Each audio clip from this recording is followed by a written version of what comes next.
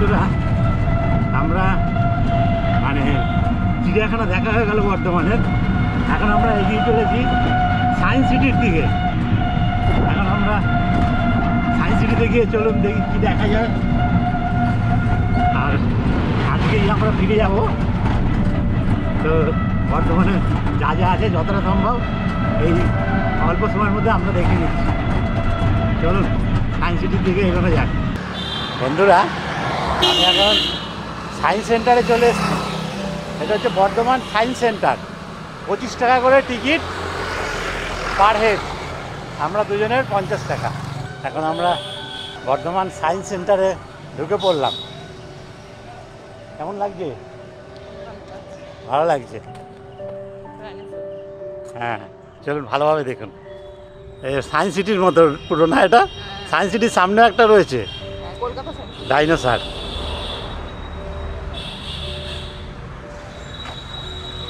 আর এই হলো চতুর্দিকের পরিবেশ। কল থেকে জল পড়ছে।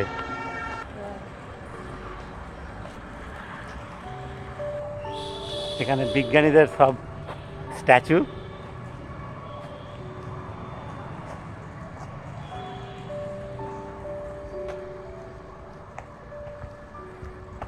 বর্ধমান বিজ্ঞান কেন্দ্র।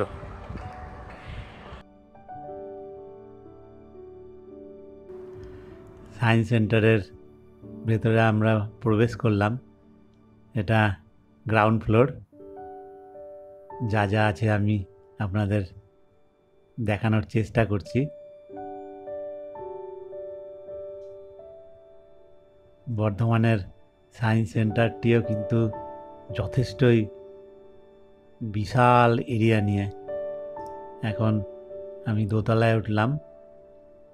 দোতলায় নানান রকম সব বিজ্ঞানের পরীক্ষা নিরীক্ষার বিষয় রয়েছে, যেগুলো ছোট ছেলে মেয়েদের ভালোই লাগবে যারা স্কুলে পড়াশোনা করে। আমার তো একটু সময় নিয়ে দেখতে ইচ্ছা করছিল, কারণ আমার বিজ্ঞান বিষয়টা খুব ভালো লাগতো।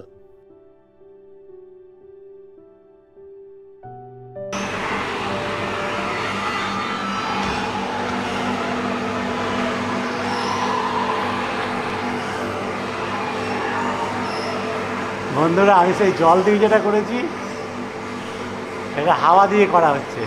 আমার এই ভিডিওটা দেখেছেন তো? দেখুন হাওয়া হাওয়া উঠছে, তাই বলটা আর নিচে পড়তে পারছে না। এটা জল দিয়েও হয়। ইনফিনিট ওয়েল, মানে শেষ হবে না, তাই তো?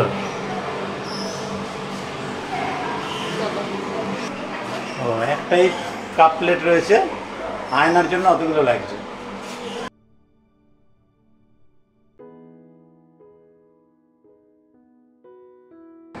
আমরা ভেতরটা মোটামুটি দেখে নিলাম। এখন আমরা একটু বাইরেটা দেখব।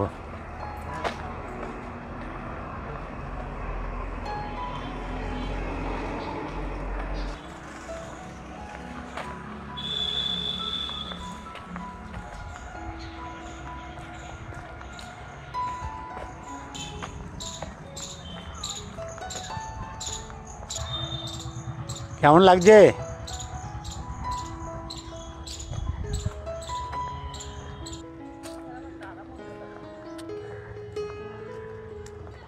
এখানে খুব সুন্দর সব সায়েন্সেরই সব ব্যাপার স্যাপার, বাচ্চাদের ভালো লাগবে না?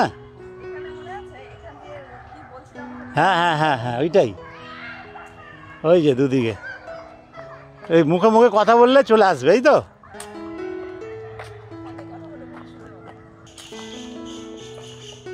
এই দেখো মানুষের কিভাবে রূপান্তর ঘটেছে।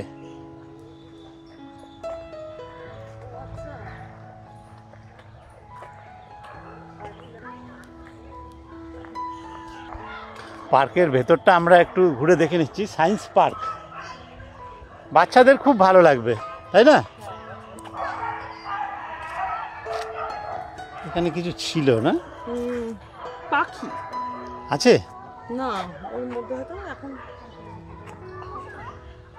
বন্ধুরা, বর্ধমানে এসে আমরা অনেকগুলো জায়গা দেখে নিলাম, আর এখন সময় প্রায় হয়ে এসেছে 1:40 বাজে, 35 বাজে। আমার মেয়ের পরীক্ষা শেষ হবে 2টোর সময়। আমরা মোটামুটি সায়েন্স সেন্টারটাও দেখে নিলাম। এখন আমরা আবার ফিরে যাব ইউনিভার্সিটির সামনে। তাহলে বর্ধমান সায়েন্স সেন্টার আপনাদের কেমন লাগলো কমেন্ট বক্সে অবশ্যই লিখে জানাবেন। ভালো লাগলে লাইক করবেন, শেয়ার করবেন, সাবস্ক্রাইব করবেন। তোমার কেমন লাগলো? খুব এনজয় করেছি বর্ধমান, খুব এনজয় করেছি। এইভাবে এত ডিটেলসে আমরা কোনোদিনও ঘুরিনি বর্ধমান, মানে এর ওপর দিয়ে অনেকবার যাতায়াত হয়েছে, কিন্তু এই ফার্স্ট টাইম এত ডিটেলসে এত সুন্দর ঘুরলাম আর কি, খুব ভালো লেগেছে। বর্ধমান সায়েন্স সেন্টার আমাদের দেখা হয়ে গেল। এখন আবার আমরা এগিয়ে চললাম বর্ধমান ইউনিভার্সিটির দিকে। ইউনিভার্সিটির পাশেই বর্ধমান MUC উইমেন্স কলেজ রয়েছে, সেদিকেই আমরা এখন যাব, কারণ মেয়ের পরীক্ষা চলছে, পরীক্ষা প্রায় শেষের দিকে। আর বন্ধুরা, আপনারা এই যে রাস্তার দুদিকে যে পাঁচিল ঘেরা যা যা দেখতে পাচ্ছেন, সবই কিন্তু বর্ধমান ইউনিভার্সিটির সম্পত্তি। আমি বহুবার বর্ধমানে এসেছি, কিন্তু এইভাবে এতটা ডিটেলসে কখনোই দেখিনি। সত্যি আমি অবাক হচ্ছি, একটা ইউনিভার্সিটির এত জমি। আসলে বর্ধমান ইউনিভার্সিটিটাই তো বর্ধমান রাজবাটি যাকে আমরা বলে জানি। আর এখনো পর্যন্ত যা যা দেখছেন সব বর্ধমান ইউনিভার্সিটির এই সমস্ত সম্পত্তি। ডান দিকে যে নীল রঙের পাঁচিল ঘেরা অংশটা দেখছেন, এটাই হচ্ছে বর্ধমান কৃষ্ণসায়ার পার্ক। এখানেও আমরা ঘুরে গেছি, এই সেই পার্কের গেট, সেই ভিডিও আপনারা দেখতে পাবেন। আর আমরা এখন ইউনিভার্সিটির সামনে চলে আসলাম। এই হলো বর্ধমান রাজবাড়ি বলতে পারেন, বর্ধমান ইউনিভার্সিটির মেইন গেট, মেইন কার্যালয় বলতে পারেন বর্ধমান ইউনিভার্সিটির। আমি এখানে দাঁড়িয়ে পড়েছি, একটু ভেতরে ঢুকে যতটুকু সম্ভব আপনাদের দেখিয়ে দেওয়ার চেষ্টা করব। আমি এখন ইউনিভার্সিটির ভেতরে ঢুকে পড়েছি। আমি বিভিন্ন অ্যাঙ্গেল থেকে আপনাদের কিছুটা ঝলক দেখিয়ে দিচ্ছি। এর বেশি এই মুহূর্তে আমি আর দেখাতে পারবো না, তাও আপনারা একটু দেখে নিন, কারণ এটা হচ্ছে বর্ধমান রাজবাড়ি। এই রাজবাড়ি হলো বর্ধমান ইউনিভার্সিটির মূল কার্যালয়।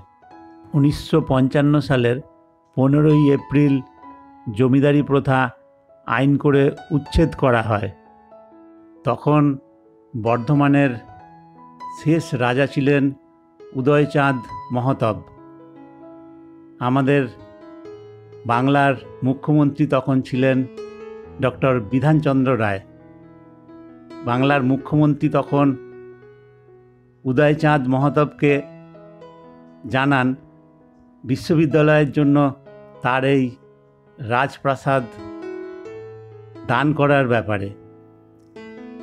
উদয়চাঁদ মহতাব তৎক্ষণাৎ রাজিও হয়ে যান এবং তার এই বিশাল রাজবাড়িটি তৎক্ষণাৎ তিনি বাংলার সরকারকে দান করে দেন এই মহান কাজের জন্য। এবং 1960 সালের 15ই জুন এই রাজবাড়িতেই বর্ধমান বিশ্ববিদ্যালয়ের প্রথম পথ চলা শুরু হয়। 1960 সাল 15ই জুন বর্ধমান বিশ্ববিদ্যালয়ের জন্মদিন বলা যায়।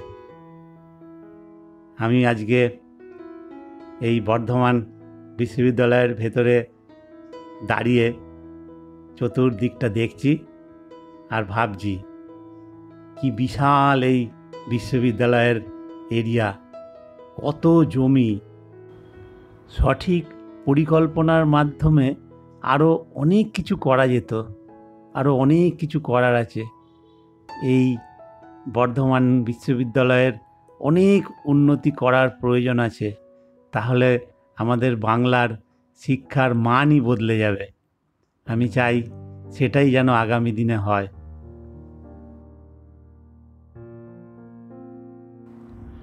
বর্ধমান ইউনিভার্সিটি থেকে খুবই স্বল্প দূরত্বে বর্ধমান MUC উইমেন্স কলেজ। এই হলো সেই কলেজের গেট। 1955 সালে প্রথম এই কলেজ চালু হয়। আর এই কলেজের জন্য যে জমি দান করেছিলেন এবং এই বিল্ডিংটি দান করেছিলেন তিনি হলেন মহারাজাধিরাজ উদয়চাঁদ। ইনি বর্ধমানের শেষ রাজা। 1955 সালে যখন জমিদারি প্রথা উচ্ছেদ হলো, সেই বছরেই এই বর্ধমান মহিলা কলেজের জন্য তিনি তার এই সম্পত্তি দান করে দেন মহিলাদের শিক্ষার জন্য। আর শিক্ষার প্রতি তার অনুরাগ ছিল অনস্বীকার্য। তিনি বুঝেছিলেন দেশের অগ্রগতির জন্য পুরুষের সাথে সাথে মহিলাদেরও শিক্ষিত হওয়ার প্রয়োজন আছে। রামপ্রসাদের শরবত ও লস্যি। আমি এখন চলে এসেছি বর্ধমান কার্জন গেটে। এই বিখ্যাত রামপ্রসাদের লস্যির দোকানে আমরা লস্যি খাবো, এটাই আমাদের উদ্দেশ্য। আমার কন্যাও পরীক্ষা দিয়ে চলে এসেছে। এখন আমরা এখান থেকে লস্যি খেয়ে বাড়ির পথে রওনা দেব। আর এখানকার লস্যি 10 টাকাতেই পাওয়া যায়, খুব সুস্বাদু লস্যি। চলুন সেই লস্যি একবার আমরা পরখ করে দেখি। আমরা বর্ধমানে কার্জন গেটের এই যে গোড়ায় দাঁড়িয়ে আছি। রামপ্রসাদের লস্যি আর কোল্ড কফি খাচ্ছে আমার মেয়ে। পরীক্ষা দেওয়া হয়ে গেল, এখন আমরা বাড়ির থেকে রওনা হবো। তার আগে একটু কোল্ড কফি খেয়ে শান্ত হয়ে নিচ্ছি। এই যে কোল্ড কফি এইটা, আর এগুলো হচ্ছে লস্যি। খেয়ে বলছি কেমন। দারুণ দারুণ দারুণ। এত ভিড় কেন এবারে বোঝা গেল।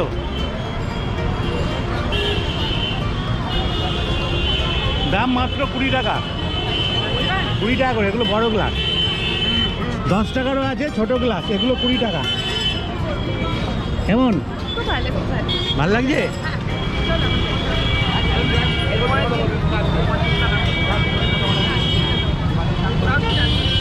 ঠিক আছে, চলুন তাহলে এগিয়ে যাই, এখন বাড়িতে যাব। চলো বন্ধুরা, এখন মেয়ের পরীক্ষা হয়ে গেল। আমরা তো চারিদিকে ঘুরে বেড়ালাম, অনেক কিছু দেখার বর্তমানে সেগুলো সব দেখলাম। আর এখন ঘড়িতে 3:05, 2টোর সময় পরীক্ষা শেষ হয়েছে। তারপরে আমরা বেরিয়ে রামপ্রসাদের ওখানে এসে লাচ্ছি খেলাম কার্জন গেটের একেবারে সামনে। তারপরে আমার হোটেলের সামনে গাড়ি রাখা ছিল, সেখানে গেলাম, গিয়ে গাড়ি নিয়ে বেরিয়ে পড়েছি। এবারে আমরা গাড়িতে সবাই রয়েছি। এখন আমরা বাড়ির পথে এগিয়ে চলেছি। এখনও আমরা বর্ধমানের মধ্যেই রয়েছি, ধীরে ধীরে বাড়ির পথে আর কি। যাই হোক, এখন আমি গাড়ি চালাই। আপনারা তো সবাই দেখেছেন আমাকে ছাড়া মা বাবা কত এনজয় করেছে। আমি করতে পারিনি যদিও, কিন্তু আমিও আপনাদের মতনই দর্শক হয়ে দেখবো তাদের এনজয় করা। আর আমাদের এক্সাম তো এখনো চলছে, একটা আছে এখনো 20 মিনিট আছে, ওটা ভালো করে কমপ্লিট হয়, বাড়ি যাব ফাইনালি। আর আপনারা সাবস্ক্রাইব করবেন, চ্যানেলটাকে দেখবেন, আর ভালো লেগে থাকলে লাইক করবেন, কমেন্ট করবেন, আর আমাদের সাথে থাকবেন। যাই হোক বন্ধুরা, আমাদের এই বেড়ানোর ভিডিও, মেয়ের পরীক্ষা সব মিলিয়ে মিশিয়ে আপনাদের কেমন লাগলো কমেন্ট বক্সে অবশ্যই লিখে জানাবেন। আর ভিডিও ভালো লাগলে লাইক করবেন, শেয়ার করবেন, সাবস্ক্রাইব করবেন। আজ এই ভিডিও এখানেই শেষ করছি।